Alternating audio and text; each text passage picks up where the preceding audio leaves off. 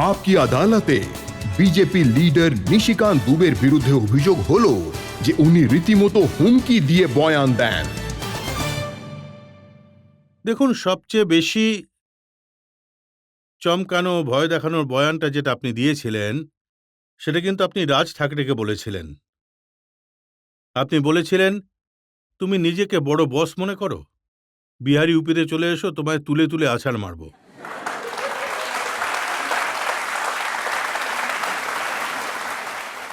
দেখুন, লড়াইটা কি?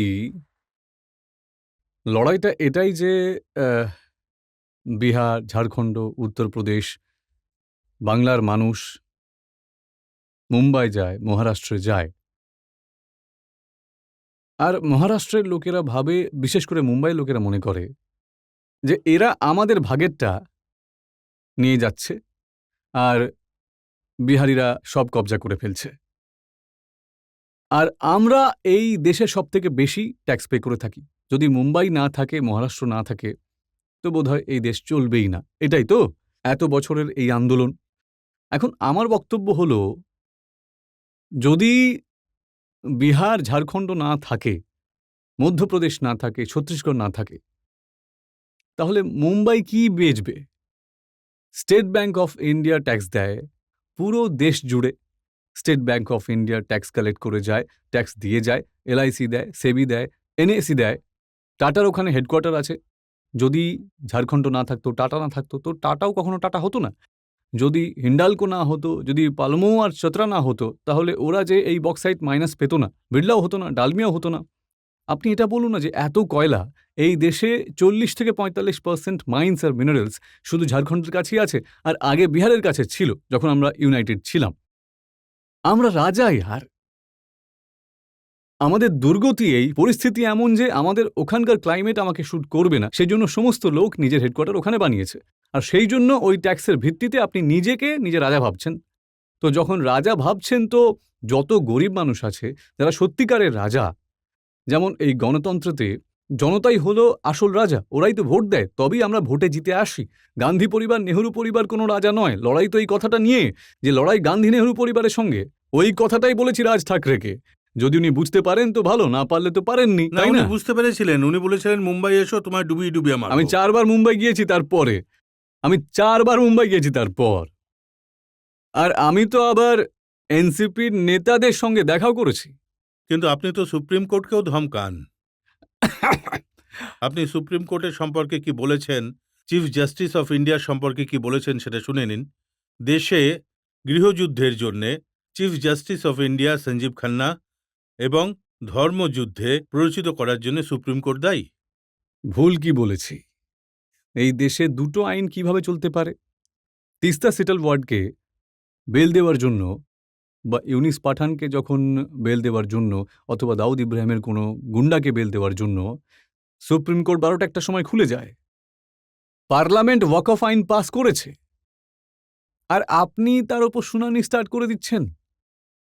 আর্টিকেল 368-এ পার্লামেন্টের বক্তব্য যে সংবিধানের কোনো প্রকার সংশোধন করার অধিকার কেবল আর কেবলমাত্র সাংসদেরই রয়েছে। বাবা সাহেব আম্বেদকরের সংবিধান 368 আমাদের এই শক্তি দিয়েছে। সুপ্রিম কোর্ট, হাইকোর্টের কাজ হলো এই আইনকে ব্যাখ্যা করা। এখানে তো অন্য আইন হয়ে যাচ্ছে। আপনি দেখেছেন, আমরা আইটি অ্যাক্ট বানিয়েছি। আজ এখানে যত ছেলেমেয়েরা আছে, সব থেকে বেশি 66A শেষ হয়ে গেছে। আপনারা বলেন যে আমার বাক স্বাধীনতা রয়েছে। অভিব্যক্তির স্বাধীনতার ভিত্তিতে সুপ্রিম কোর্ট আমাদের বানানো আইনকে শেষ করে দিয়েছে। সবচেয়ে বেশি সমস্যাটা কাদের? মহিলা, শিশু, গ্রামের লোক যারা ডিফেন্ড করতে পারে না। আমাদের মতো লোকেদের উপর কোনো প্রভাব পড়ে না। আমাদের কাছে তো ভারত সরকারের আইন আছে। 1 মিনিটে আমাদের বিরুদ্ধে কেউ ফেসবুকে, এক্সে কোনো কিছু ছাপবে, তো সেটা দ্রুত ফ্যাক্ট চেকিংয়ে আসবে আর পুরো শেষ হয়ে যাবে, উড়ে যাবে। কিন্তু এই বাচ্চাদের কি হবে? এদের কি হবে? তো সুপ্রিম কোর্ট যদি এর বাইরে যায়, তো একটা সময়ের পর কি হয়, যে মালদা বা মুর্শিদাবাদ থেকে মুসলমানরা এত সন্ত্রাস ছড়িয়েছে যে আমার ওখানে কনস্টিটিউয়েন্সিতে 4,000-5,000 মানুষ পালিয়ে চলে এসছে। সমস্ত হিন্দুদের তাড়িয়ে দিয়েছে। ওদের দিনরাত আমাদের খাবার পাঠাতে হচ্ছে। এখন আপনি বুঝে নিন যে একজন সাংসদ কতদিন পর্যন্ত কাউকে খাবার পৌঁছতে পারবে। সেই কথাটা আমি ওদের বলার চেষ্টা করেছি। যদি আমি ভুল বলি, 6 পাতার জাজমেন্ট দিয়েছে আমার উপরে, 6 পাতা আলোচনা হয়েছে। কিন্তু এটা বলতে পারিনি যে আমি ওখানে কোনো ভুল শব্দ বলেছি? আমার ওপর কোনো কেস চালু করতে পারেনি।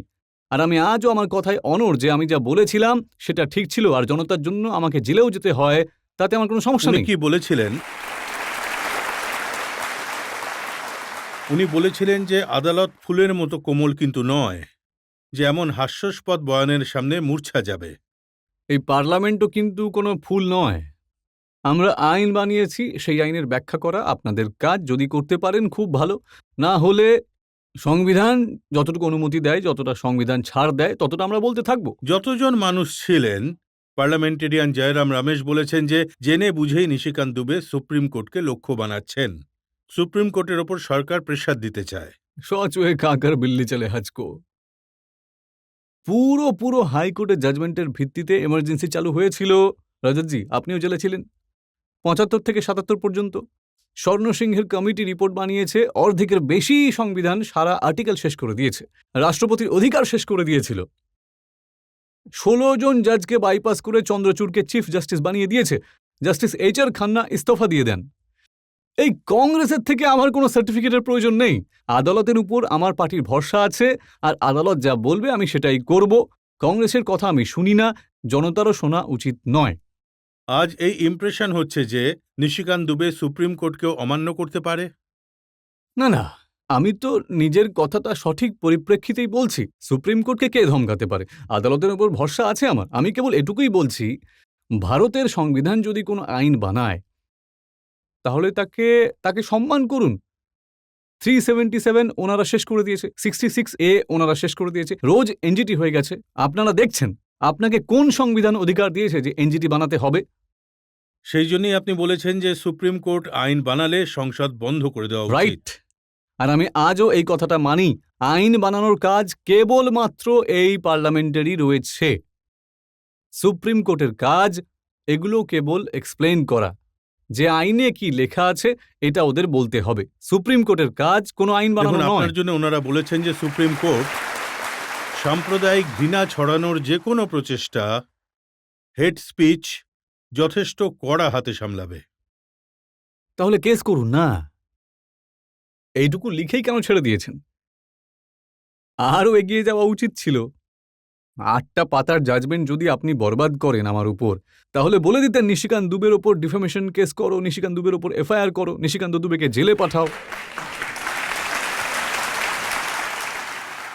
এখন আপনার নিজের পার্টির নেতা রাজীব প্রতাপ রুডি, উনি বলেছেন যে নিশিকান্ত নিজেই সরকার চালায় আর অমিত শাহের নাম ব্যবহার করে।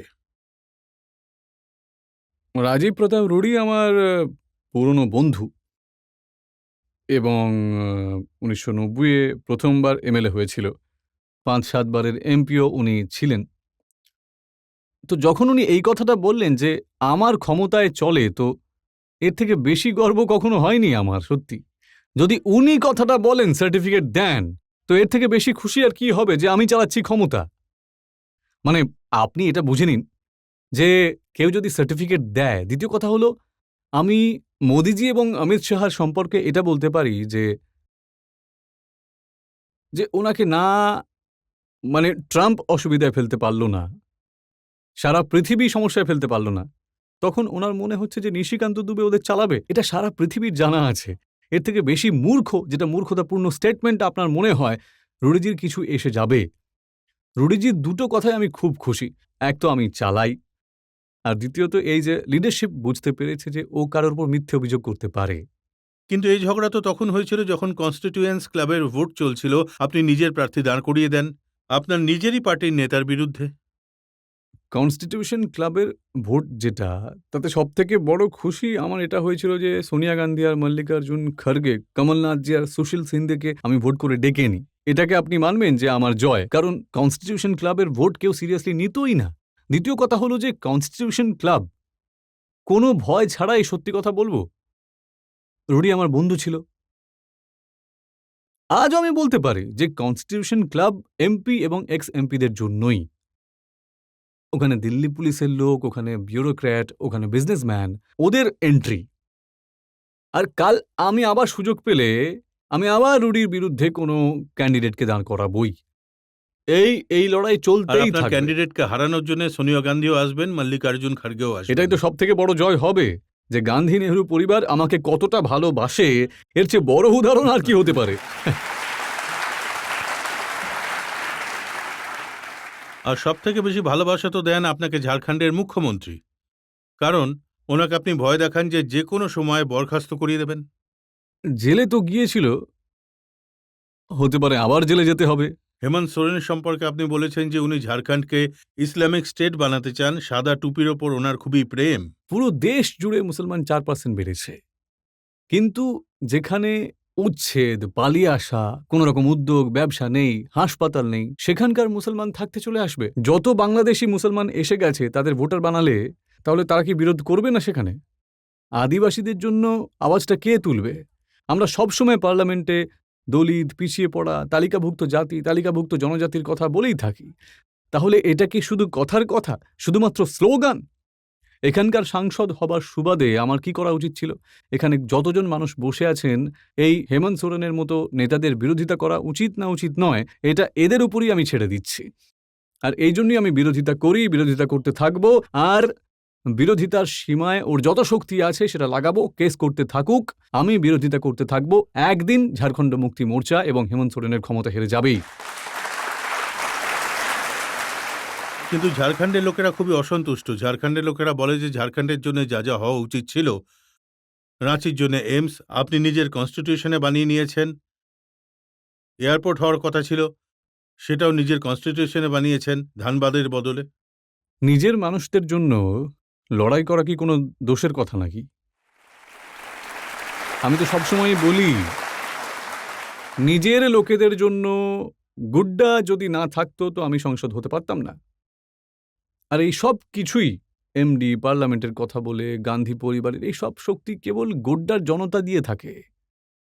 আমি যখন ভোট লড়তে গিয়েছিলাম তখন গোড্ডাতে এক্সরে মেশিন ছিল না, এমআরআই এর মেশিন ছিল না। আজ ওখানে all India institute of medical science আছে, এবং দুটো কাজ যেটা আমি করেছি এটা আমার জন্য খুবই ঐতিহাসিক, এবং আমি ব্যক্তিগতভাবে করেছি। আপনাদের বলছি, খুব কম লোক জানে যে আমার একটা ছোট বোন ছিল 93-94-এ, আর ও চিকিৎসা না হওয়ায় মারা গিয়েছিল, কারণ ডাক্তার ছিল না। আর আমি সেই দিন ঠিক করেছিলাম যে যখনই আমি সুযোগ পাবো তো আমার ক্ষেত্রে মানুষদের জন্য, নিজের এলাকায় মানুষদের স্বাস্থ্যের সুবিধা দেবই দেব। আর আমার গর্ব যে যখন প্রধানমন্ত্রী এসেছিলেন 2022-এ, তখন আমি মঞ্চ থেকে কথাটা বলেছিলাম যে কলেজ ময়দানে আপনারা আছেন, দেওঘর কলেজ ময়দান, এখানে আমার বোন পড়তো, আর দুর্গাপূজার ছুটির পরে সে আর কলেজে ফিরতে পারেনি, চিকিৎসা হয়নি, ডাক্তার পাওয়া যায়নি। আজকে all India institute of medical science আমরা বানিয়েছি। নিজের বোনকে বাঁচাতে পারিনি, কিন্তু হাজার হাজার বোনকে আমি এখন বাঁচাতে পারছি। এটা আমার কাছে বিরাট ব্যাপার।